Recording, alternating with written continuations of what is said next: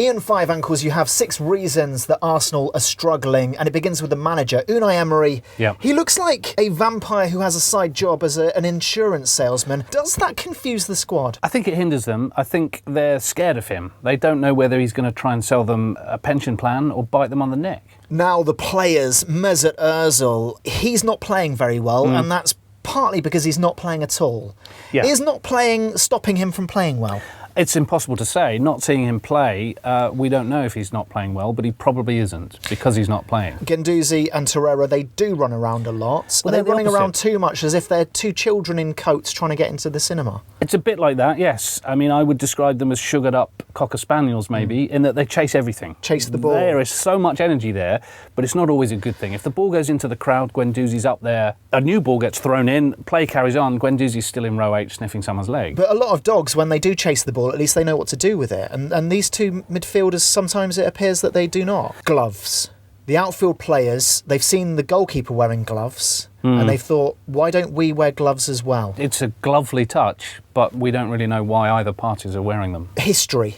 Wenger's legacy. It was a very cluttered calendar at Arsenal. August, very excited, we've bought a new player. September, that player's rubbish. October, hang on, we're actually quite good. November, no, we're definitely not. December, it's too cold. January, we've bought a new defender. February, that defender's terrible. March, we're out of Europe. Let's spend April and May trying to get back into Europe so we can go out again at the same stage next season. I think the thing to remember about Arsenal is they're a very traditional club. They can see, look, we've been doing this for a long time. It hasn't worked. Why change it? Now the fans, it's difficult to defend them when many of them turn up on Arsenal Fan TV after the game. But these are salt of the earth people. They are. They're salt of the working earth. men.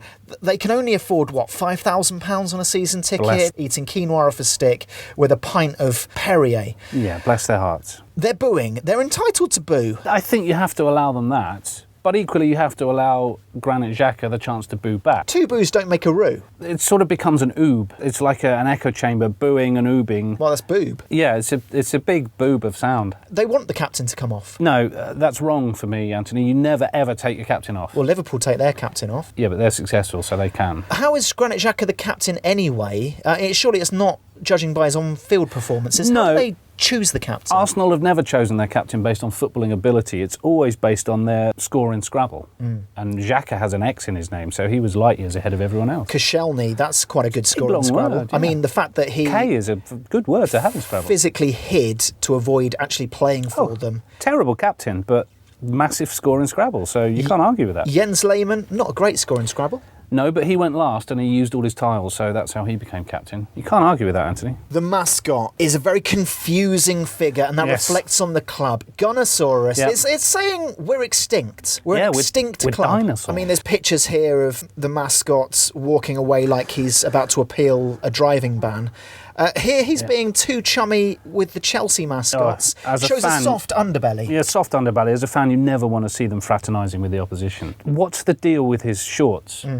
How on earth does he get those shorts on in the morning? We notice the tail goes through a hole in the back of the shorts. Look at the length of that tail. He has to reverse his way. Basically, I'm thinking he has to put the shorts down on the floor, approach from a distance, back on such that the point of the tail is poking through the hole. Somehow, he then needs to manoeuvre himself so he can stand in the legs and pull them up. It's a 2-man operation just putting his trousers And a on. lot of the players are actually watching that in training, and it's putting them off their game. They're- Callum Chambers, he can't take his eyes off it. Yeah, Bernd Leno helped him put the trousers on one time. He missed the whole day's training.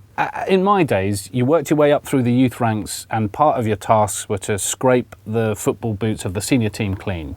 How does it feel to be a junior player now and your sole responsibility is to put a dinosaur's shorts on? The jerseys, lovely jerseys. Yes, it's the nicest kit in the Premier League. We've actually simulated the table. If only the kits got points, Arsenal, they are top of the league there. Yes, and I think they fully expected that to be taken into account when the season started and were shocked when it wasn't. And even then, they thought they'd gain some kind of advantage in that opposition members would just stand back, admire the kit and give them an extra yard in the box. That also hasn't happened. As Alan Hansen famously said, you don't win anything with kits. Thanks so much for watching ESPN on YouTube. And for more sports highlights and analysis, be sure to download the ESPN app. And for premium content and live streaming, subscribe to ESPN Plus.